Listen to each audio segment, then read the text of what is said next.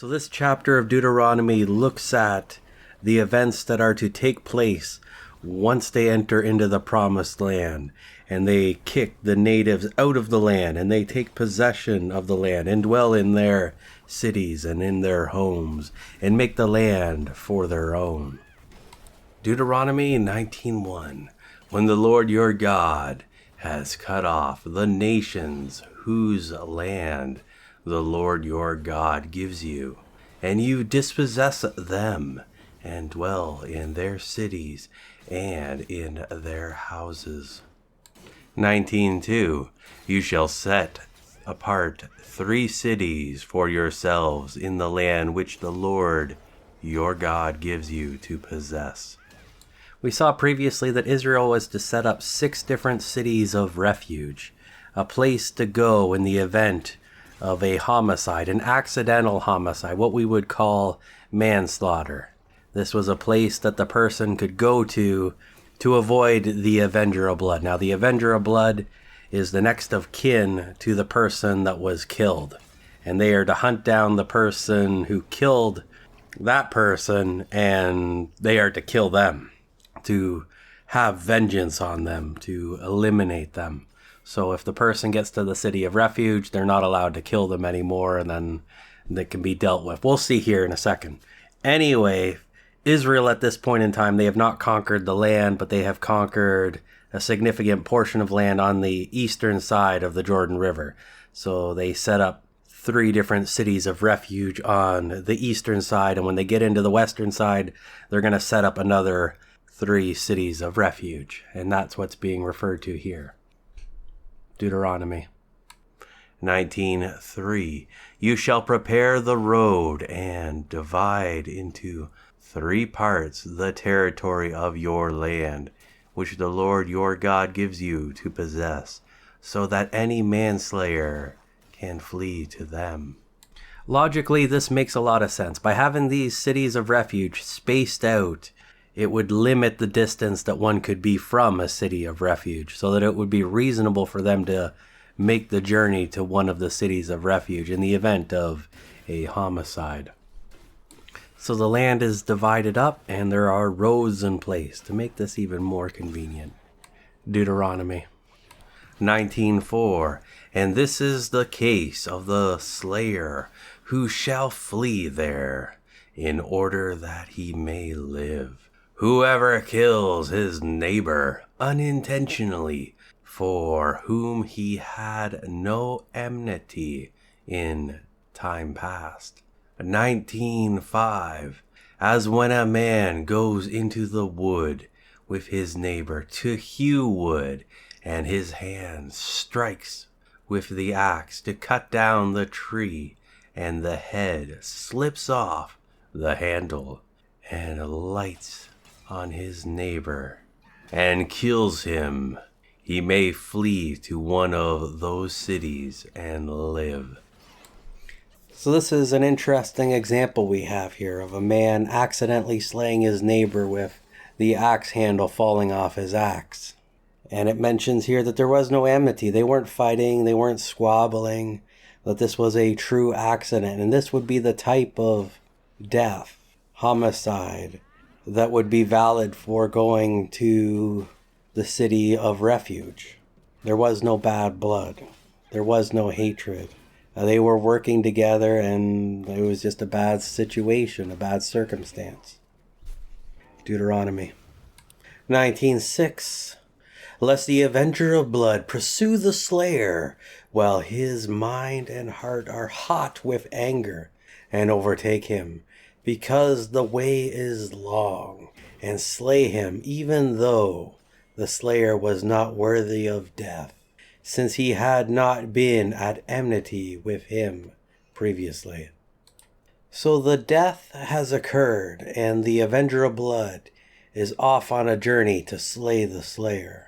And he is angry, he is in a rage.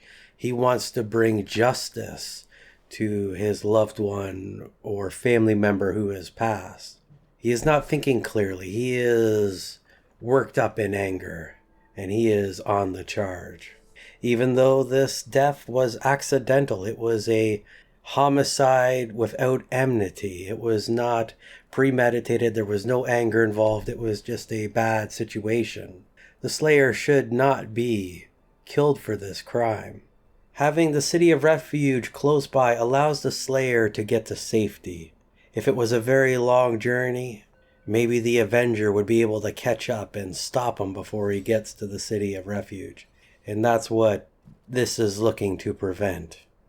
Deuteronomy 19:7. Therefore I command you, you shall set apart 3 refuge cities. I always enjoy how there's things like this that are explained. I mean, God could have just demanded these things and just said, this is how it's going to be, you got to do this. But it's not like that. He explains the reason, the rationale to these things so that they have an understanding of how the legal framework is to be set up. So we're going to have 3 more cities of refuge when they get to the new land. Deuteronomy 19:8. And if the Lord your God enlarges your territory, as he has sworn to your fathers to do, and gives you all the land which he promised to your fathers to give.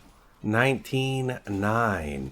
If you keep all these commandments to do them, which I command you this day, to love the Lord your God, and to walk always in his ways, then you shall add 3 other cities to these 3. So we have a provision here being set up. So in the event that Israel is faithful to the Lord and they're following what God wants them to do, and they expand their territory, they grow in size to possess more land. The cities of refuge will not be adequate, so they have permission to add additional cities of refuge as their territory grows. Deuteronomy 19:10. Lest innocent blood be shed in your land, which the Lord your God gives you as an inheritance, and so blood guilt be upon you. If the cities of refuge are too far away and people can't get to the cities of refuge and they're being killed before they can get there, that's just innocent blood being spilled. That example that we saw previously with the axe handle flying off, maybe there was a little bit of negligence in the setup of the implement and maybe it needed another wedge in there so it wouldn't fly apart, but it was an accident. It was not something intentional. That should not be something that has the death penalty. So having this system of the cities of refuge would be beneficial because they didn't have OSHA back then or the government body for workers' safety. So oftentimes things were not done to the standards of today. They didn't have hard hats when they were doing construction. They didn't have steel-toe boots and steel on the bottom. So if they stepped on a nail, it would not puncture the foot. They didn't have the tetanus shot. So maybe they would step on a nail and the rust from it or whatever and get the tetanus thing, which I believe causes lockjaw. And I think lockjaw can be both ways. It could either be locked open or locked closed, and either way it sucks. So because of these things and the health and safety as far as workplace goes, they're just not there. And so accidents are going to happen, but it should not be leading to death of an individual. Now there was some examples that we saw previously in Leviticus of things such as digging a hole and not filling it up or leaving it open or whatever, and then someone trips in it or an animal trips in it. So there is definitely some level of negligence that not all can just be glossed over. There's definitely some degree of health and safety, but it was not at the level that we're at today with regulation. Deuteronomy 19:11. But if any man hates his neighbor and lies in wait for him, and attacks him and wounds him mortally, so that he dies, and the assailant flees into one of these cities. So this is something different here. Previously we were looking at the manslaughter, but this is premeditated murder. And even in our culture, in the modern society, we don't look favorably upon this. This is a completely different category of death. Or homicide, I should say. Deuteronomy 19:12. Then the elders of his own city shall send for him, and fetch him from there, and give him over to the Avenger of blood, so that he may die. So in this case, and in this instance where we have this premeditated murder, the city of refuge is not going to protect this person. He needs to plead his case. And if this is what happened, and this is what they get word of, that guy is not getting any protection. They're going to deliver him into the Avenger of blood, and the Avenger of blood is going to kill this man for his crime. The punishments for crimes back then were often more severe. They didn't have the economy to operate massive amounts of prisons like we do today, where we have this large prison culture thing going on, which is kind of disgusting, but that's just how things have gone. Deuteronomy 19:13. Your eyes shall not pity him, but you shall clear Israel of the guilt of innocent blood, that it may go well with you. God does not want his country filled with murderers. So the event that this person murders someone and he flees to the city of refuge, they're not supposed to protect him. They're not supposed to have pity on him. They're supposed to deliver him into the hands of the Avenger of blood so that justice can be served. Deuteronomy 19:14. You shall not remove your neighbor's landmark in the land which the Lord your God gives you to possess, which the men of old, the first dividers of the land, set. God takes the ownership and the possession of land very seriously. So when the Israelites go into the land and they get possession of the land, they then divide it out amongst them. And this land here, it needs to be marked out. There needs to be a survey in place to know where the borders are of the land. So oftentimes they would place a marker. Maybe it was a rock or a tree stump or whatever it may have been. Something to mark the border of one's land. So if somebody was to move this landmark, it would give them more land and take away land from his neighbor. And that is something that God doesn't like, especially when you consider that this land is to be possession throughout generations. So they would not simply be stealing land from their neighbor, but they would be stealing land from their neighbor's children's children's children's children and so on by moving these landmarks. So it is a big deal to do this. Deuteronomy 19:15. One witness shall not prevail against a man for any crime or any wrong in connection with any sin he commits. Only on the testimony of 2 or 3 witnesses shall a charge be established. Witnesses are not necessarily the most reliable things. And we see here that they are not to be condemned on the testimony of one witness. That they need more than one witness to condemn a person. Deuteronomy 19:16. If a false witness rises up against any man to accuse him of wrongdoing. 19:17.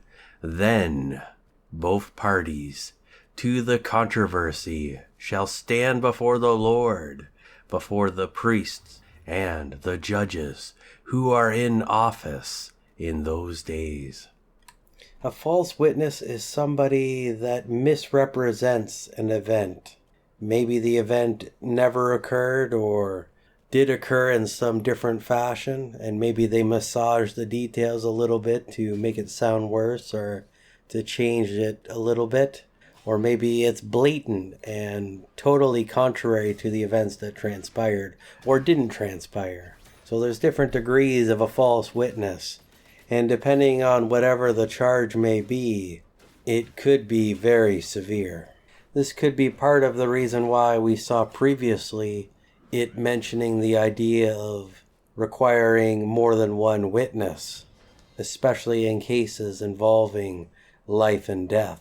The death penalty. So if they suspect that there is a false witness, both parties go before the Lord, and the priests and the judges try to figure out what's going on, who is telling the truth and who is lying, to ascertain the correct outcome. Deuteronomy 19:18. The judges shall inquire diligently, and if the witness is a false witness, and has accused his brother falsely. 19:19.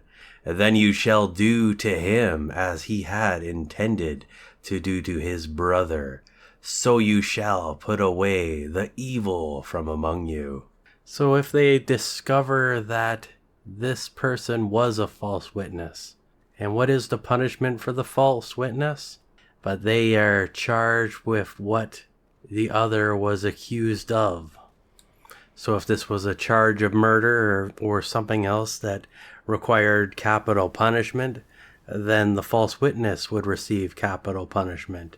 If this was some sort of other type of ruse, well then, whatever that punishment would be done to the accuser, to the one that did the false witness. Certainly a system that perhaps our society should adapt. Deuteronomy 19:20. And those who remain shall hear and reverently fear, and shall henceforth commit no such evil among you. The punishment in its severity should act as a deterrent to prevent others from committing this same kind of crime, this same accusation, or the same false witness.